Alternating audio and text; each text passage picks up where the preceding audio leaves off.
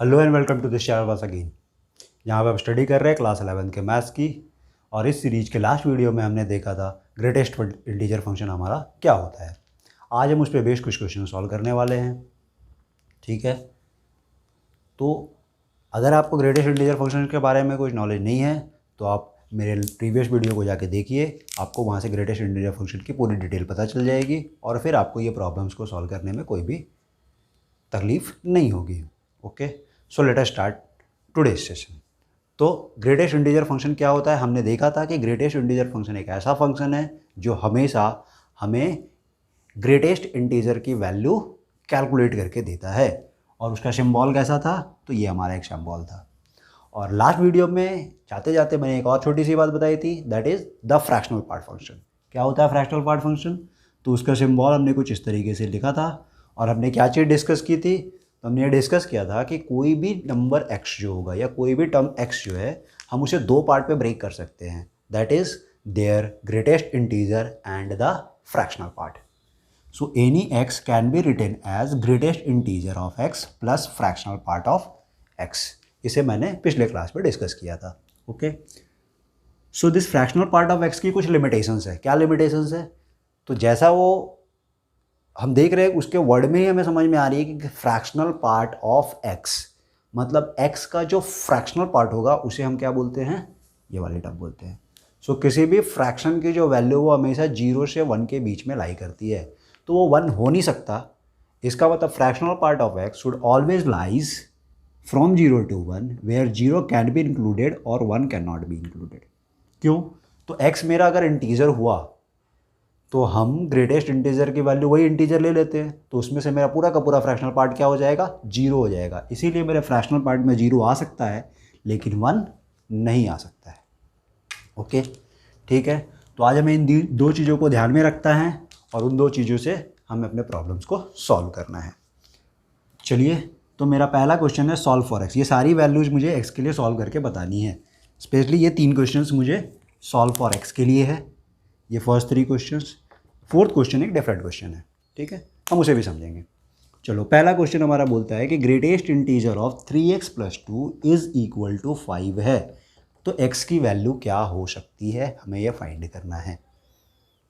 तो जस्ट एक थोड़ा सा रिकॉल कर लेते हैं कि मान लो अगर ये मेरा एक नंबर लाइन है जिसमें बहुत सारे इंटीजर्स है, 1 2 3 4, ये सारी वैल्यूज़ है। अगर मुझे बोल दिया गया कि मेरे ग्रेटेस्ट इंटीजर की वैल्यू मान लो 2 है, तो इसका क्या मतलब है, इसका ये मतलब है कि मेरी x की जो रेंज होगी वो 2 से 3 तक ही हो सकती है, क्योंकि जैसे ही 2 से छोटी वैल्यू मैं लूँगा मेरे ग्रेटेस्ट इंटीजर की वैल्यू 1 हो जाएगी। So greatest integer of 2 means we can take x greater than और इक्वल टू 2, मतलब x की वैल्यू मेरी 2 या 2 से बड़ी होनी चाहिए। But we can not take 3, क्योंकि अगर मैं 3 ले लेता हूँ तो मेरे ग्रेटेस्ट इंटीजर की वैल्यू 3 हो जाएगी। So greatest integer of x is equal to 2 कहने का मतलब है this implies that your x should belongs to 2 to 3, जहाँ पे 2 इंक्लूडेड होगा और 3 एक्सक्लूडेड होगा। सो इस कंसेप्ट को हम आगे लेते हुए अब अपने प्रॉब्लम्स की तरफ चलते हैं। फर्स्ट क्वेश्चन, क्या greatest integer of 3x + 2 is equal to 5, this implies that, क्या ये कुछ इस तरीके का कंडीशन है। तो मैं क्या बोल सकता हूँ कि मेरे ग्रेटेस्ट इंटीजर की फंक्शन की जो वैल्यू है वो 5 से 6 के बीच में लाई करनी चाहिए। You can see this. तो मेरा पहला कंडीशन आएगा, 3x + 2 should lies between 5 and 6, जहाँ पे 5 को मैं इंक्लूड कर सकता हूँ और 6 को मैं इंक्लूड नहीं कर सकता हूँ। ओके, ना सिंप्लीफाई दिस। तो ये वाले इक्वेशंस तो हमने पहले सॉल्व किए हुए हैं, अब हमारे पास कोई टेंशन ही नहीं है। चलो क्या करेंगे, हम दोनों साइड 2 सब्ट्रैक्ट कर लेते हैं, तो लेफ्ट हैंड साइड मेरा 3 हो जाएगा और ये मेरा 4 हो जाएगा। नाउ 3 को दोनों साइड डिवाइड कर सकते हैं, so what is x, this is 1 and this is 4/3, और यही मेरा आंसर है। हम चाहे तो इसे दूसरे फॉर्म में भी लिख सकते हैं कि दैट x बिलोंग्स टू 1/4/3, जहाँ पे मेरा 1 इंक्लूडेड होगा और 4/3 इंक्लूडेड नहीं होगा। ठीक है, कुछ नहीं, हमने बस इस कंडीशन को यूज किया कि अगर मेरे ग्रेटेस्ट इंटीजर की वैल्यू 2 है तो मेरा x क्या होगा, 2 हो सकता है और 3 से छोटा होगा। So x belongs to 2 to 3 where 2 included 3 not included. So on that basis अगर कोई भी मेरे ग्रेटेस्ट इंटीजर टर्म की वैल्यू है तो हम उसे क्या बोल सकते हैं कि that function should lied between this value and just greater than 1 value, लेकिन वो वैल्यू हमसे इंक्लूड नहीं करनी चाहिए। ठीक है, सो ये हमारा सॉल्यूशन है। सिंपल सा क्वेश्चन है, तो जस्ट ये वार्म अप क्वेश्चन था हमारे लिए। अभी आते हैं अपने दूसरे क्वेश्चन पे। तो क्वेश्चन नंबर 2, क्वेश्चन नंबर 2 क्या बोलता है कि 3 into greatest integer of x plus 2 into fractional part of x plus 2 into x is equal to 1 है, देन व्हाट इज x। तो चलो हमें क्या दिया हुआ है, 3 into greatest integer of x plus 2 into fractional part of x plus 2 into x is equal to 1। ठीक है, अब इसे कैसे सॉल्व करें, तो यहाँ पे हम देख रहे हैं कि मुझे ग्रेटेस्ट इंटीजर भी गिवन है, फ्रैक्शनल पार्ट भी गिवन है और x भी गिवन है। Can I write this x as this, क्या मैं इस x को ये लिख सकता हूँ, तो यस। चलो, तो this implies that 3 into greatest integer of x plus 2 into fractional part of x को एज इट इज रखा हमने। ठीक है, नाउ इसे मैं ले लेता हूँ 2 into greatest integer of x plus fractional part of x and is equal to 1 ले सकता हूँ। ओके, इसमें ब्रैकेट प्रॉपरली यूज करें हम लोग ताकि हमें प्रॉब्लम ना हो। नाउ ओपन दिस ब्रैकेट, तो हम देखेंगे जब हम इस ब्रैकेट को ओपन करेंगे तो 3 into greatest integer of x plus 2 into greatest integer of x becomes 5 into greatest integer of x, 2 into fractional part of x plus 2 into fractional part of x becomes 4 into fractional part of x is equal to 1। अभी भी मेरा problem आसान नहीं हुआ क्योंकि अभी greatest integer भी दिख रहा है और फ्रैक्शनल पार्ट भी दिख रहा है। तो क्या करें हम, कोई इशू नहीं है, हम क्या इस एक्सप्रेशन को ऐसा भी ले सकते हैं कि 4 into fractional part of x is equal to 1 into 5 times greatest integer of x होगा। यस, अगर ऐसा है तो क्या हम यहाँ से ये भी बोल सकते हैं कि मेरे फ्रैक्शनल पार्ट ऑफ x की value 1 minus 5 into greatest integer of x upon 4 होनी चाहिए। Yes, now you know the condition of fractional part of x, the fractional part of x should belongs to 0 to 1। इसका मतलब ये वाला part मेरा क्या होना चाहिए, 0 से 1 के बीच में लाई करना चाहिए। So I can take 1 minus 5 into greatest integer of x upon 4 should lies between 0 to 1। इस 4 को हम क्रॉस मल्टीप्लाई कर सकते हैं क्योंकि ये पॉजिटिव वैल्यू है, तो करते हैं हम। सो this becomes 1 minus 5 into greatest integer of x, 0 से मल्टीप्लाई करेंगे तो 0 और इससे मल्टीप्लाई करेंगे तो 4।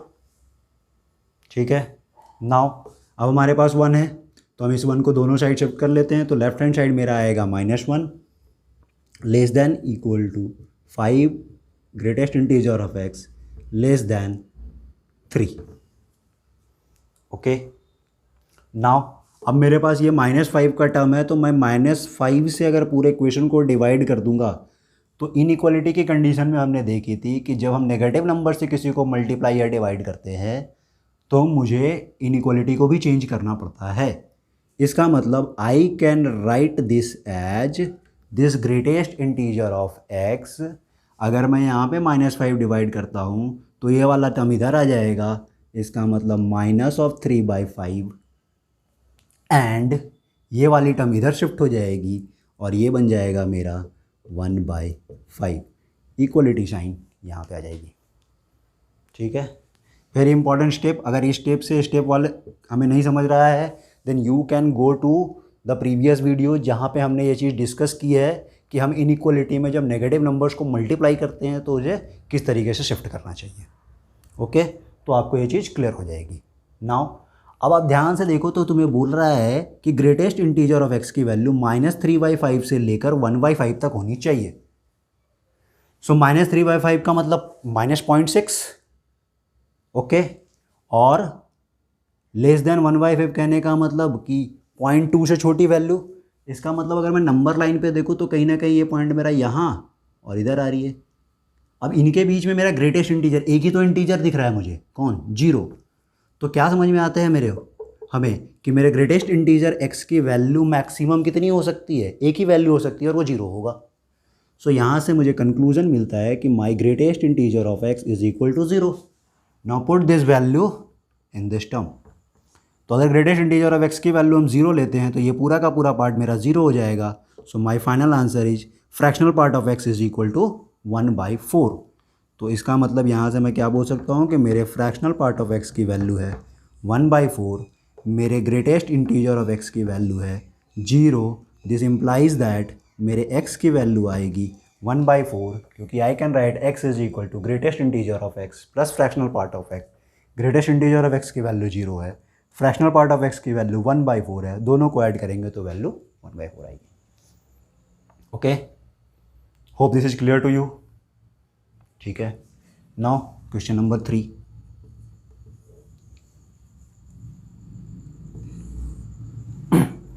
चलो क्वेश्चन नंबर 3 पे आते हैं। तो क्वेश्चन नंबर 3 क्या है, under root of greatest integer of x -4 into greatest integer of x plus 3, what is x? Solve for x है। तो हमने स्क्वायर रूट फंक्शन में एक चीज़ देखी थी कि ये जो स्क्वायर रूट का टर्म है वो कभी भी नेगेटिव नहीं हो सकता है। इसका क्या मीनिंग है? तो इसका मीनिंग ये है कि greatest integer of x square -4 into greatest integer of x plus 3 should be greater than equal to 0। That means I can write greatest integer of x -1 into greatest integer of x -3 should be greater than equal to 0। कुछ नहीं किया हमने, इसे बस factorise कर लिया है। समझ लो एक ग्रेटेस्ट इंटीजर ऑफ x के लिए क्वाड्रेटिक है हमारा। ओके, देन अगर ऐसा है तो हम नंबर लाइन में देखते हैं। अगर मैंने ग्रेटेस्ट इंटीजर ऑफ x को एक वेरिएबल t मान लिया, सो t-1 into t-3 number lines के ऊपर अगर मैं इसे प्लॉट करूँगा तो मेरा नंबर लाइन मुझे क्या बताता है कि वैल्यू 1 और 3 लेंगे। 3 से ऊपर जाएंगे तो पॉजिटिव, 1 से नीचे आएंगे तब पॉजिटिव, क्योंकि हमने ये बात डिस्कस की है अपने इनइक्वालिटी के क्वेश्चन को सॉल्व करते वक्त कि ऐसा होता है। तो ये कंडीशन मुझे क्या बोलता है कि मेरे ग्रेटेस्ट इंटीजर ऑफ x की value less than equal to 1 होनी चाहिए और ग्रेटेस्ट इंटीजर ऑफ x की value greater than equal to 3 होनी चाहिए। ठीक है, और अगर ऐसा है तो प्रॉपर्टीज़ के बेसिस पे अगर मेरे ग्रेटेस्ट इंटीजर ऑफ x की value less than equal to 1 है, तो लास्ट वीडियो में हमने प्रॉपर्टी डिस्कस की थी और वहाँ पे ये बात बोला था कि अगर ऐसी कंडीशन होगी तो मेरे x की वैल्यू क्या होगी, लेस देन 2 होगी, n+1 होगा। ठीक है, देन अगर मेरे ग्रेटेस्ट इंटीजर ऑफ x की value greater than equal to 3 है, इसका मतलब मेरे x की value greater than equal to n होनी चाहिए। n मेरा यहाँ पे क्या है, सॉरी मेरा n यहाँ पे 3 है और यहाँ पे बीच में क्या लगा हुआ है, और लगा हुआ है। कहने का मतलब मुझे दोनों कंडीशंस को लेने पड़ेंगे, यूनियन लगाना पड़ेगा। So that is your answer, simple सी बात।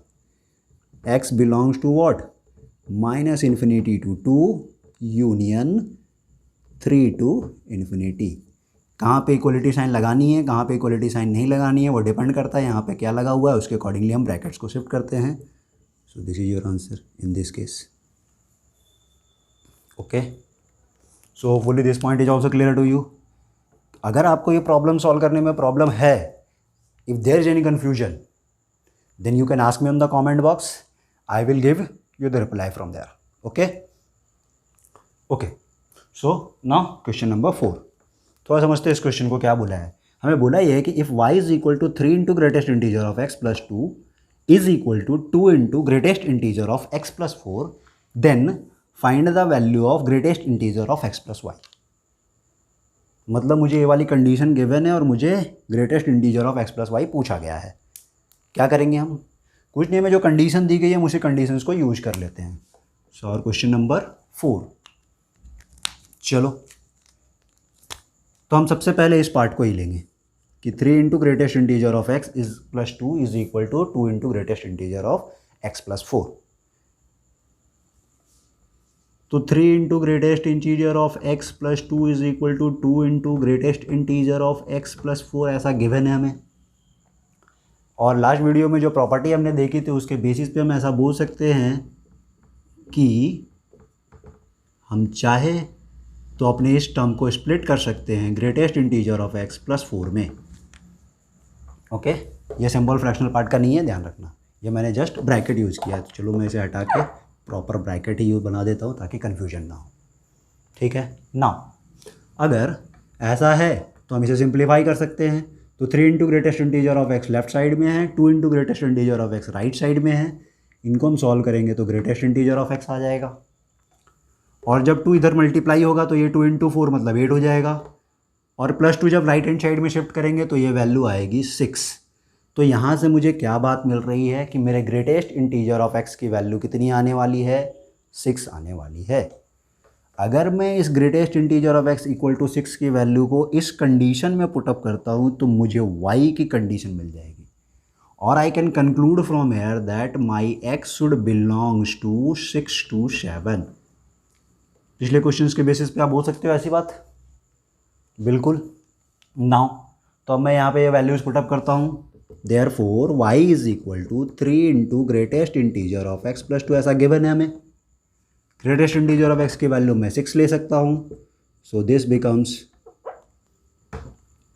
3 into 6 plus 2 and that's comes out to be 20। Okay, now तो y की वैल्यू हमें 20 मिल गई है, और ग्रेटेस्ट इंटीजर ऑफ x की वैल्यू 6 या x बिलोंग्स टू 6 to 7 मिल गया है। Then what is this? तो therefore greatest integer of x plus Y is equal to, क्या मैं इस greatest integer of x plus Y को greatest integer of x plus Y लिख सकता हूँ? यस और नो? तो यस, क्यों? क्योंकि अगर हम देखें ध्यान से तो y is equal to 3 into greatest integer of x plus 2 बोला है। ये पार्ट एक इंटीग्रल वैल्यू होगी और ये पार्ट एक इंटीग्रल वैल्यू है, और अगर y इसका कंक्लूजन मिलता है कि मेरी y जो है वो एक इंटीजर है। अगर y मेरा इंटीजर है then I can take this out from the greatest integer function as per the first property जो हमने पिछले वीडियो में देखी थी। ओके, ना अब सारी चीज़ें हमारे पास गिवन है। सो this is 6 and this is 20, so my answer is 26। बहुत ही अच्छा क्वेश्चन था, बहुत ही इंपॉर्टेंट क्वेश्चन है, और इसी के बेसिस पे हमें और भी क्वेश्चंस मिलते हैं सॉल्व करने के लिए। ठीक है, सो होपफुली आपको ये बात समझ में आई होगी, ये क्वेश्चन समझ में आए होंगे।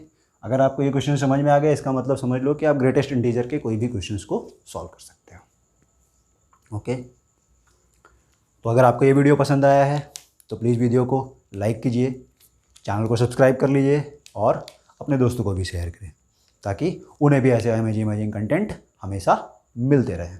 Thank you.